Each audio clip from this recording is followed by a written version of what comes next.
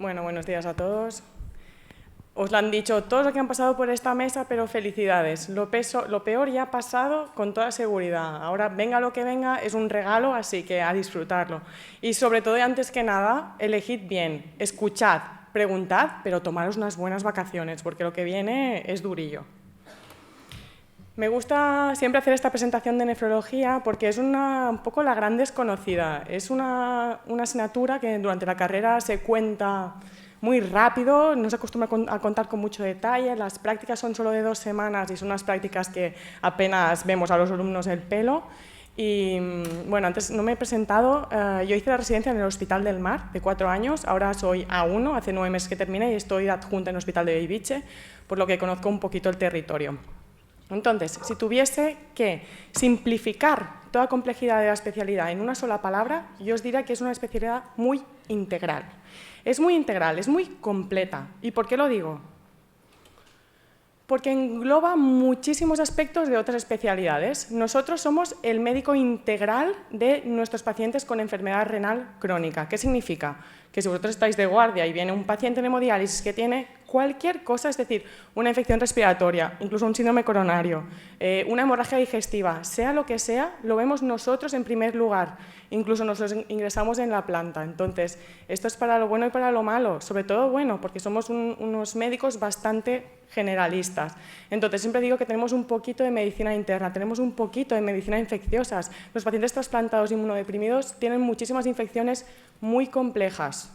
Tenemos un poquito de cardiología, también es verdad, muchos tendrán insuficiencia cardíaca, como tienen hemodiálisis, y están en hemodiálisis, los vemos nosotros, o en diálisis peritoneal, los vemos nosotros. Tenemos un poquito de aparte de cirugía, sabemos de urología porque por el tema de trasplante renal tenemos que tener unas bases mínimas de componente quirúrgico y sabemos de cirugía vascular. Es verdad que los accesos para hacer hemodiálisis los hacen ellos, las fístulas arteriovenosas, pero todo el tema de intervencionismo, de colocar catéteres centrales, es cosa nuestra, ¿vale? Entonces, lo que os decía, las enfermedades reumatológicas, el lupus eritematoso sistémico, las esclerosis sistémicas, los síndromes renopulmonares, todas estas cosas las vemos nosotros y las tratamos nosotros, con lo que sabemos un poquito, bastante de todo, ¿vale? También hay la parte de anatomía patológica, que es muy bonito. Esto tenéis que preguntarlo, si os interesa la nefrología vais a tener que preguntarlo, porque muchas de las enfermedades que diagnosticamos, sobre todo las enfermedades glomerulares, necesitan un diagnóstico patológico. Entonces, normalmente en los hospitales grandes se hacen sesiones de anatomía patológica una vez a la semana y son muy bonitas, porque tienes el patólogo que te hace el informe histológico y luego es el conjunto clínica y patología que finalmente hacemos el diagnóstico todos juntos. Así que, bueno, siempre me gusta poner esta foto porque House es nefrólogo. Y como puntos positivos, repito, la complejidad y lo completa que es la especialidad. Entonces, a mí me gusta poner esto, ¿por qué? Porque hay una parte clínica que es esencial, sobre todo en el diagnóstico. Una clínica que significa anamnesis, exploración física, exploraciones complementarias que debes saber interpretar y que debes saber ponerles un título y un nombre y un apellido a esa enfermedad. Pero también tiene la parte esta de procedimientos, un poco como contaba Carmen. Esto nos permite que a la salida, una vez eres especialista, puedes elegir un poco cuál va a ser tu camino. ¿A qué me refiero? Pues los nefrólogos hacemos las ecografías de los riñones. También tienes que preguntar en el hospital, esto no pasa en todas partes. Hacemos las ecografías de los riñones, hacemos ecografías carotidias para ver el riesgo cardiovascular, hacemos ecografías del acceso vascular, hacemos las biopsias renales, en según qué hospitales se pincha la biopsia renal, lo hace el propio nefrólogo. Hay que colocar catéteres, eso sí, que vayáis donde vayáis a parar, hay que colocar catéteres venosos centrales, que bueno, siempre tiene esa parte de alejarse de la clínica y del paciente y de la historia clínica y todo, y tener un poquito esta parte de cirujano de solventar el problema rápido y a uno menos, ¿vale? Y aparte de los catéteres venosos centrales para hacer hemodiálisis, también están los catéteres peritoneales, que esto también depende del hospital, también los colocamos nosotros. Y luego está la parte de investigación y desarrollo.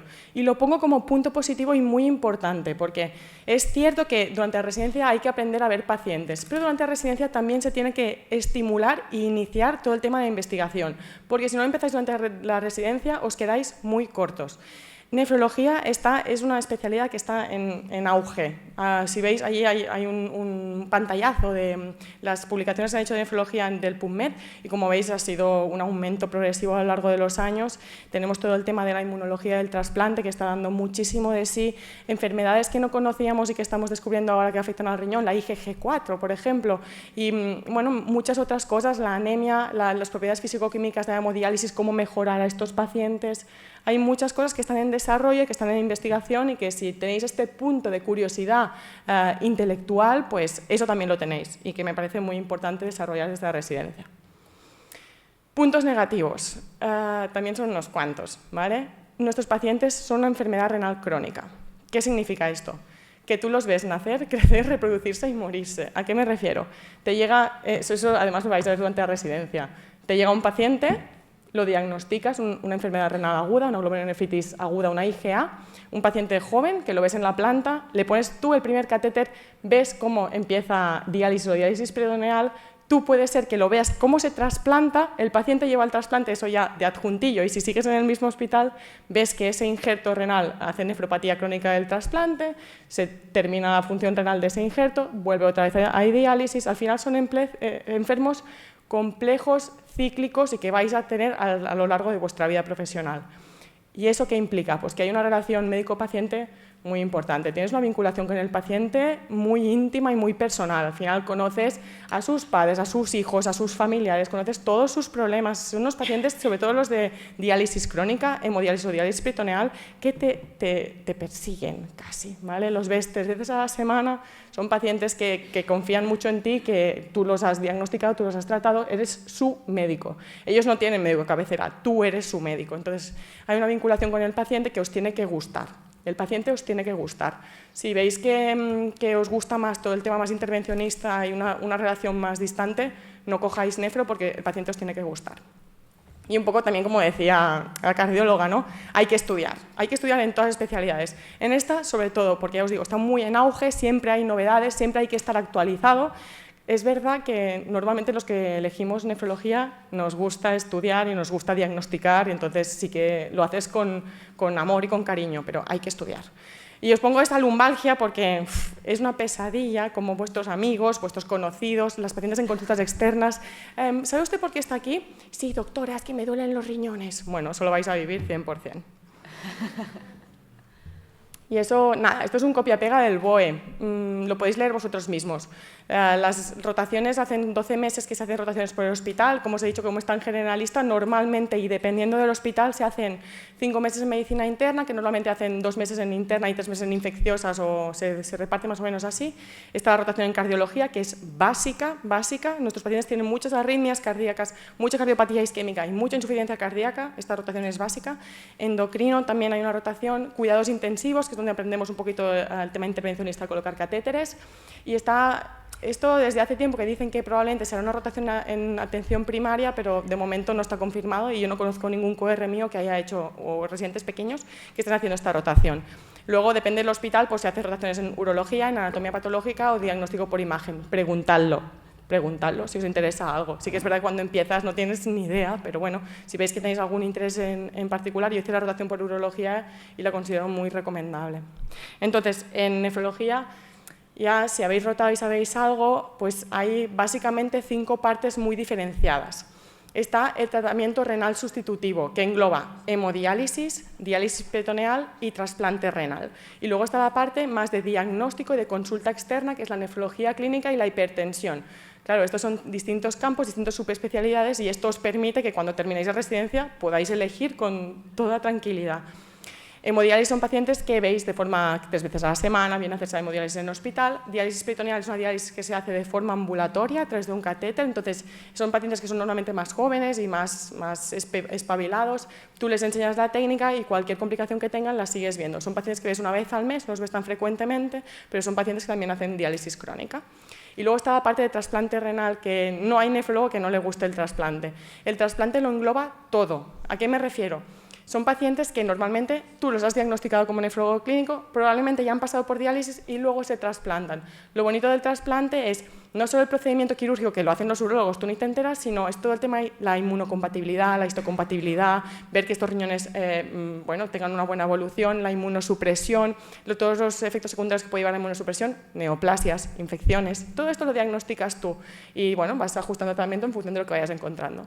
Y luego está la parte de nefrología clínica, que es diagnóstico puro y duro, que esto es la planta de hospitalización, que es una rotación de 9 meses. Y la parte de consultas externas, en la que normalmente se ve todos estos pacientes siguen en consultas externas, pero hay una parte muy importante de hipertensión. Y a quien le guste esto, hay que preguntar, porque la hipertensión no se hace siempre en todos los hospitales por el nefrólogo, también lo hacen los internistas dependiendo de qué hospital. Y me parecería recomendable que, sobre todo durante la residencia, hubieseis tocado de todo. Y así, una vez terminada, elijáis con mucho criterio.